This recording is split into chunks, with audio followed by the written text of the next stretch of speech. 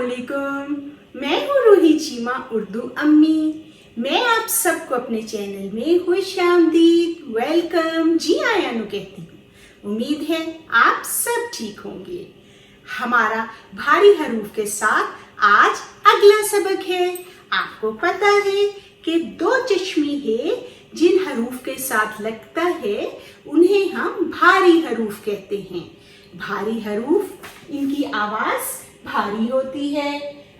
हम अलिफ के साथ भारी हरूफ को लगाना सीख चुके हैं। आज हम भारी हरूफ को वाव के साथ लगाना सीखेंगे। वाव, वाव की दो आवाजें मैं आपको बता चुकी हूँ, एक व और दूसरी उ। ठीक है, अभी जब हम भारी हरूफ यहाँ लिखेंगे तो दोनों अल्फाज इस्तेमाल होंगे जिनमें ऊ की आवाज भी आ रही है और ओ की। ठीक है जी, ये देखिए कि ये हमारी सतर है और जब हम भ लिखेंगे, ये हमने लिखा भ और इसके साथ हमने यहाँ लगाया वाव को, भ ओ भो जैसे भोला।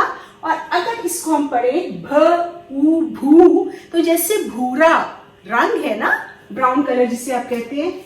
अब ऐसे ही फ, ये बन गया फ, फ और इसके साथ हमने वाव को लगा दिया। मैंने इसे पढ़ा फ उ फूल। ठीक, आप भी साथ में बोलिए फ उ फूल। और अब हमारा अगला है थ, थ ओ थो जैसे थोड़ा। ठीक, ठ, ठ ओ ठो जैसे ठोकर। झ, झ उ झू जैसे झूला। छ, छ ओ छो जैसे छोटा। ध, ध ओ धो जैसे धोना या फिर धोबी। और अगला हमारा हर्फ है ढ, ढ ओ ढो जैसे ढोल।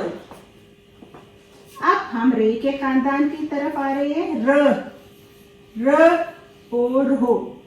ठीक, र, र